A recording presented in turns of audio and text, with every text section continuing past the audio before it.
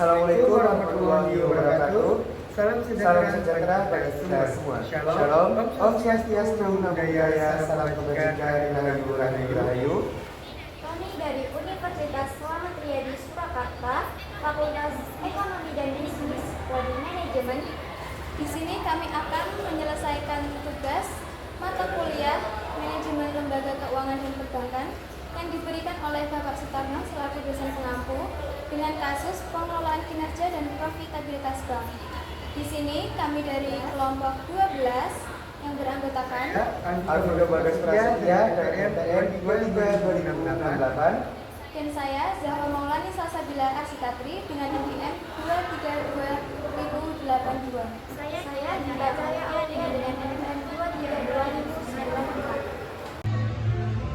Baik, masuk ke materi. Yang pertama materi presentasi yaitu definisi kasus, yang kedua metode penilaian kinerja bank, dan ketiga faktor-faktor yang mempengaruhi profitabilitas, yang keempat strategi untuk meningkatkan kinerja dan profitabilitas.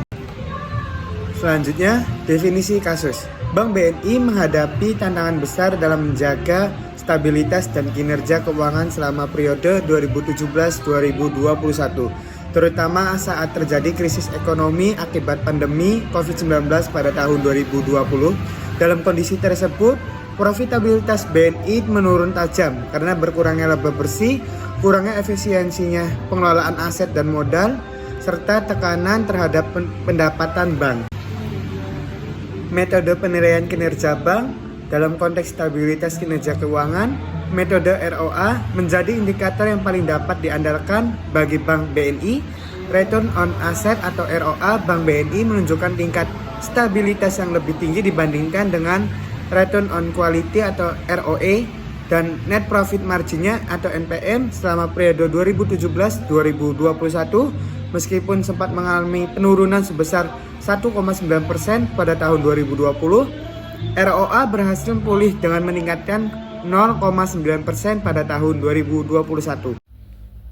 Baik, selanjutnya adalah faktor-faktor yang mempengaruhi profitabilitas. Berdasarkan studi kasus PT Bank Negara Indonesia Persero Tbk selama periode 2017 sampai 2021, beberapa faktor utama yang mempengaruhi profitabilitas adalah 1. Efisiensi pengelolaan aset, Return on Asset ROA, mencerminkan kemampuan bank dalam memanfaatkan aset untuk menghasilkan laba bersih. ROA yang stabil menunjukkan efisiensi operasional dalam pengelolaan aset. Dan yang kedua, kemampuan mengelola ekuitas, Return on Equity ROE, menunjukkan kontribusi ekuitas terhadap laba bersih. Fluktuasi ROE pada tahun 2020 akibat pandemi COVID-19 menunjukkan tantangan dalam menjaga stabilitas modal, meskipun berhasil pulih pada tahun 2021.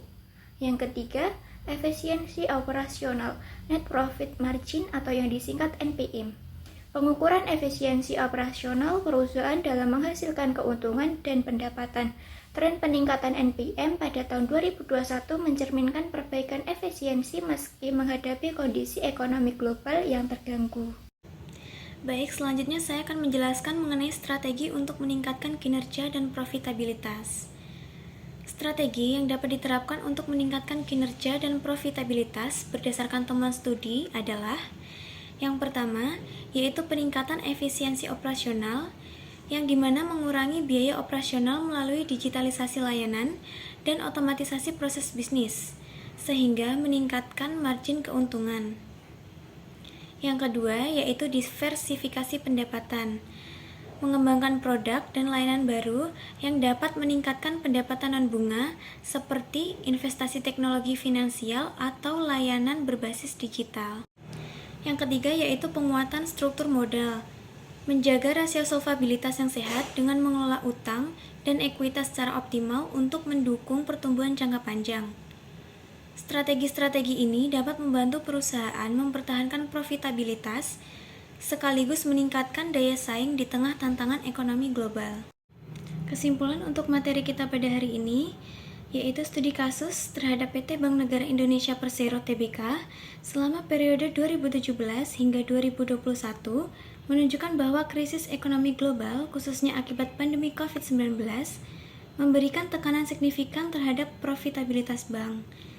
Melalui analisis kerja dengan indikator utama Return of Asset atau ROA, ditemukan bahwa efisiensi pengelolaan aset menjadi faktor penentu dalam menjaga stabilitas keuangan.